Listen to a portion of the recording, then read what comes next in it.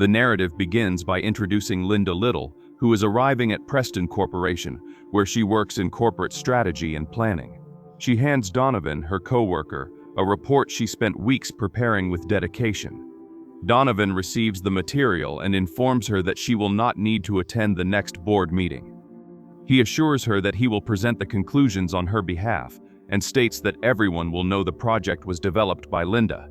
However, outside the meeting room, Linda watches Donovan remove her name from the document and take full credit for the work. This moment clearly highlights the position Linda occupies in that office. She is extremely competent, yet remains practically invisible to everyone around her. Linda struggles to connect with her coworkers and often comes across as awkward when she tries to show friendliness. The others keep their distance, avoid talking to her, and constantly exclude her from social gatherings and moments of interaction among employees. Outside the professional environment, the situation does not change. Linda has no close friends or present family. Her only constant companion is a pet bird with whom she talks at home. Despite living isolated and lonely, Linda remains incredibly optimistic. She firmly believes that dedication, continuous effort, and perseverance will eventually secure the recognition she deserves. Linda has been waiting for a long time for a promised promotion to the position of vice president. This promise was made by the company's founder, who has already passed away. Now that his son Bradley is taking over the company, Linda believes she will finally see that promise fulfilled. When Bradley arrives to meet the employees, Linda enthusiastically approaches him to introduce herself in person.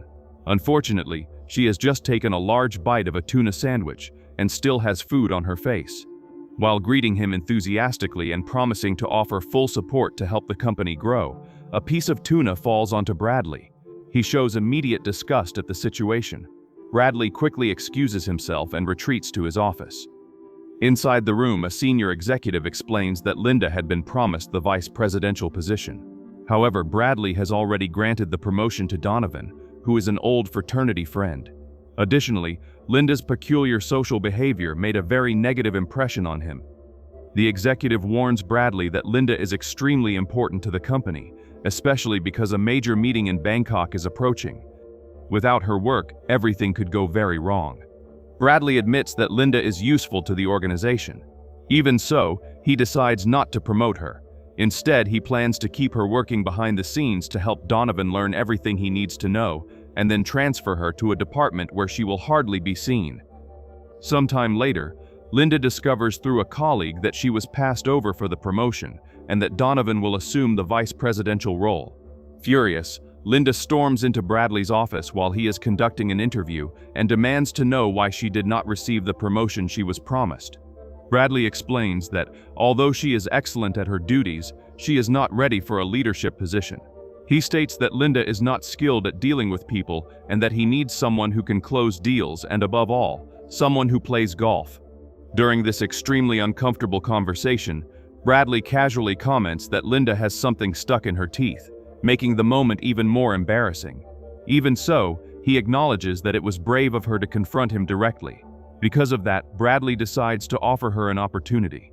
If Linda can resolve the issue related to Appendix D of the Bangkok Agreement, he may reconsider the vice presidency. At that exact moment, Bradley's fiancée enters the room. She is elegant, sophisticated, and extremely confident, everything that Linda does not represent. Linda becomes nervous and starts stumbling over her words before leaving in an awkward manner. As she is about to leave the office, Bradley stops her to inform her that he has received complaints from other employees about the strong smell of fish from her lunch. He suggests that it might be better for her to eat somewhere else. Completely humiliated, Linda leaves the office trying to hold back her tears. Sometime later, Linda manages to compose herself and boards a flight with Bradley, Donovan, and several other employees bound for Bangkok. Linda is excited about the trip and has managed to solve the Appendix D issue. When she tries to inform Bradley, he simply ignores it, and Donovan comments that she works too much. During the flight, Donovan shows the other passengers an old audition tape that Linda recorded years earlier to participate in the reality show Survivor. In the video, she displays impressive survival skills in extreme situations. Everyone starts laughing while watching the footage, convinced that Linda is listening to music with headphones and cannot hear their comments. However, Linda clearly hears every laugh and mocking remark. Feeling deeply humiliated, she impulsively deletes the report from her computer. Shortly after, the aircraft enters extremely severe turbulence. Linda and Bradley remain strapped to their seats while other passengers are thrown around the cabin. Suddenly, a decompression occurs and a large tear opens on the side of the plane. Donovan and another colleague desperately try to hold on to something fixed. Donovan demands that Linda give up her seat and tries to push her out of the aircraft in panic. In response, Linda stabs his hand with a fork, causing him to lose his balance immediately. Donovan is pulled out of the plane, but his tie gets caught, and he is dragged as the aircraft continues in the air until it finally crashes into the ocean. Linda manages to free herself from the wreckage and escape after the impact, holding onto an inflatable raft. The next morning, Linda wakes up on a beach on an island located in the Gulf of Thailand. After walking for some time, she finds Bradley unconscious with a severely injured leg and drags him to a more protected spot. Linda improvises a knife with a sharp stone, cuts large leaves, and builds a simple shelter. She also uses coconut shells to make containers and places them in the sand to collect rainwater. During the night, a strong storm hits the island. Linda remains inside the shelter beside Bradley, who is still unconscious. The next day, she notices that the coconut containers have collected rainwater and is extremely pleased with the result. Bradley finally wakes up and she offers him water. He is devastated to learn that Donovan died and that there are apparently no other survivors. Even so, he thanks Linda for saving his life. Linda manages to start a fire, catch fish, and cook them over the flames. She demonstrates complete adaptation to the wild environment. Linda tries to feed Bradley, but he refuses to eat. Eventually, she decides to feed him by force, placing food in his mouth as if caring for a child. The next day, Linda finds a large shell and runs excitedly to show it to Bradley. However, he reacts irritably. Bradley becomes frustrated because Linda is not trying to signal for help. He insists that immediate rescue should be the priority. Linda responds that she is focused on basic needs such as shelter, water, and food. Bradley tries to stand up but cannot due to his injured leg. Linda states that the leg is not broken and offers to help. Bradley yells at her not to touch him and reminds her that he is still her superior. Linda remains silent, gathers her belongings, and leaves him alone. She builds another shelter just for herself. Bradley believes Linda will return soon, but she does not. He remains alone for almost 2 days, unable to move, under the intense sun, and without water. When he is about to lose consciousness, Linda finally returns and offers him water. She explains that they are no longer in the office and that he will need to accept this new condition. Linda then mentions that she found tracks of a wild boar. As they need more food, she makes an improvised spear and decides to hunt the animal. Bradley doubts her ability, but Linda enters the forest anyway. She follows the trail until the boar appears and begins to chase her aggressively among the trees. Linda manages to jump from an elevated point onto the animal and strikes it with the spear. The first blow does not kill it. When the boar charges again, she pierces it once more. Even so, the animal remains alive, and Linda has to drive the spear into its eye to finally kill it. Later, she returns to the camp, bringing the boar's head and the spear beside Bradley, spreading blood around. Bradley is shocked while Linda calmly comments that she might even enjoy hunting. During the night, both eat the meat and finally seem satisfied after so long. The next day, Linda explores more of the island and discovers a waterfall. She takes the opportunity to wash, drink water, and observe her reflection on the surface. While there, she notices a boat sailing near the island. Initially, Linda shouts for help, but then stops and reflects more carefully on the situation. After thinking for a few seconds, she chooses not to reveal herself. Linda returns to the camp without mentioning anything about the boat to Bradley. Instead, she only says that she discovered a new water source and shows a bag she made herself. Bradley shows no enthusiasm. He is frustrated because 2 weeks have already passed on the island, and no one has come to rescue them. Linda replies that she does not know why the rescue is delayed, but believes it will happen sooner or later. She states that maintaining an optimistic attitude is essential for survival. This response increases Bradley's irritation even more. He says she should stop pretending everything is fine and insists that they build a raft. Linda disagrees and says they must continue doing what they have been doing until someone arrives to rescue them. She adds that the situation is not that terrible. They have food, water, and company. Bradley responds that this is the last place he would want to be. Linda asks if she has not taken proper care of him. Bradley says his body will never fully recover and tries to move away. Linda warns him that his leg is still not strong enough. Bradley shouts at her not to tell him what to do. He reminds her that he is the CEO of a Fortune 500 company and declares that Linda is fired. He decides to set up a separate camp. Linda laughs at the attempt. Bradley tries to replicate what Linda built, but he has no survival skills. His shelter collapses, he cannot find food or water, and he cannot take care of himself. Meanwhile, Linda thrives on the island. She fishes easily, produces natural ointments, and adapts her clothes to make them more functional. Over time, Bradley, hungry and desperate, returns to her camp apologizing. Linda has prepared a complete meal and arranged a small dining space.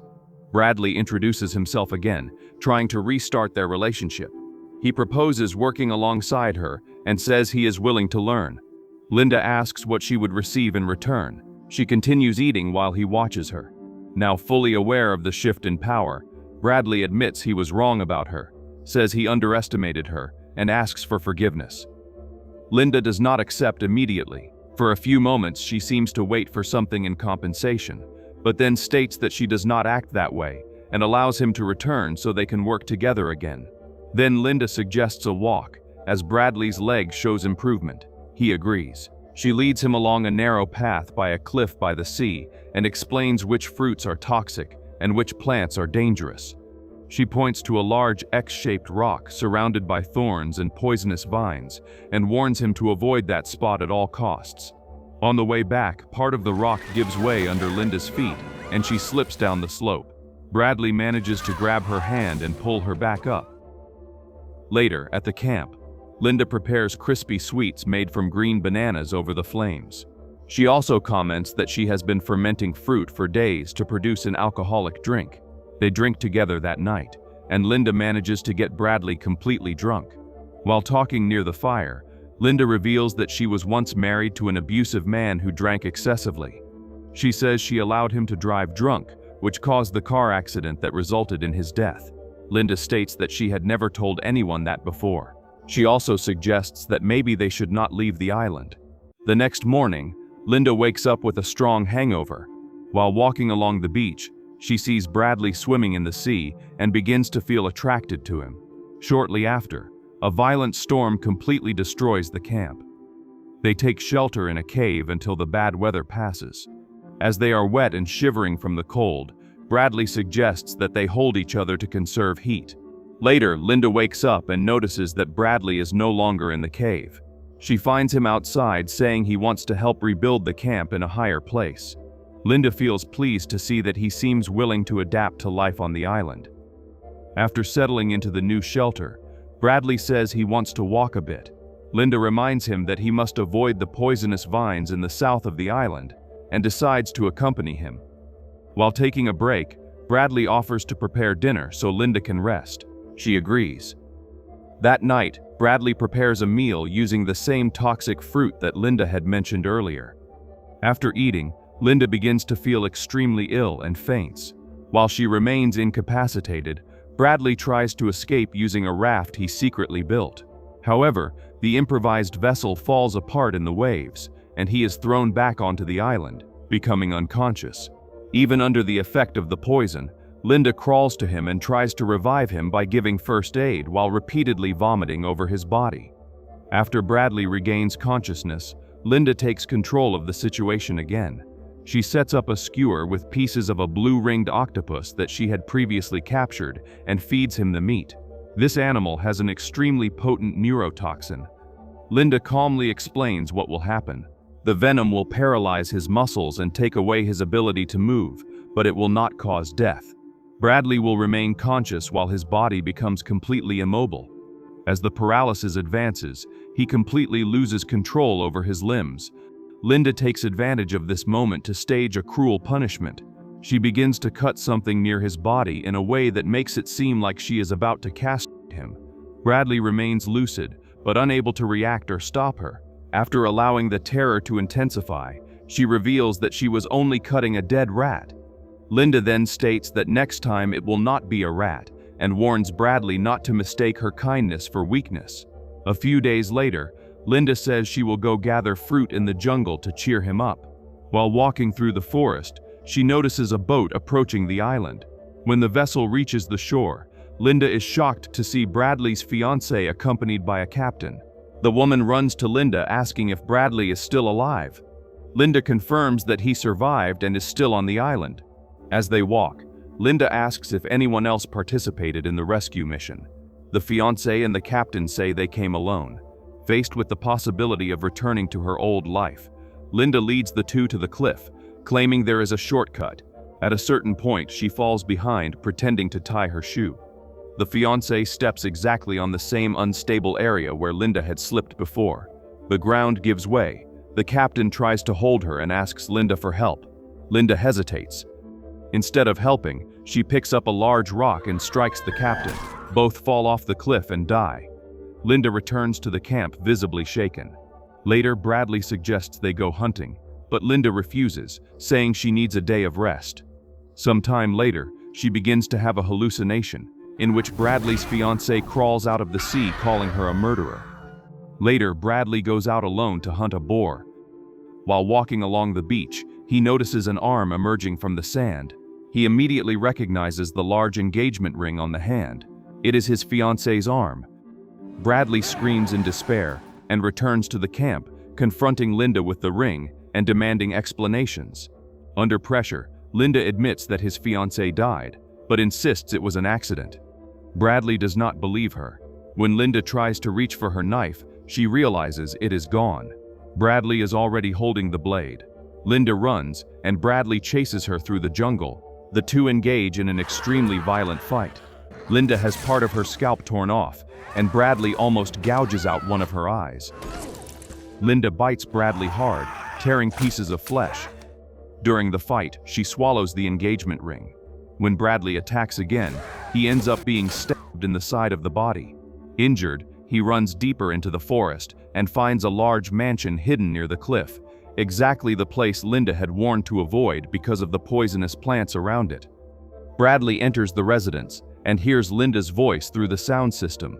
She explains that the mansion belongs to a Wall Street billionaire and that she had already discovered the place earlier. Linda reveals that she disabled the security system without anyone noticing. She also confesses that both of them could have been rescued much earlier, but she did not want to leave. When she saw the boat near the waterfall, she also discovered the property, learned the security code from the caretakers, entered the house, and collected supplies such as food and water without telling Bradley, thus maintaining total control of the situation. Linda then appears inside the mansion holding a shotgun. Bradley tries to persuade her not to shoot. He says he loves her and that she was right about everything. He claims that the two of them can stay on the island together. Linda replies that she also loves him and says he did not need to make everything so complicated. However, she notices that one of the horns of a statue is missing. She realizes that Bradley was hiding it behind his back. Bradley lunges and manages to grab the shotgun, only to realize it is unloaded. Before he can react, Linda grabs a golf club hanging on the wall, knocks Bradley to the ground, and brutally beats him to death. 1 year later, Linda becomes a public figure after finally being rescued. She presents herself as the sole survivor of the plane crash and takes control of Preston Corporation. Linda also publishes a memoir inspired by her experience on the island, offering survival advice based on the idea that no one is coming to save anyone, and that each person must save themselves.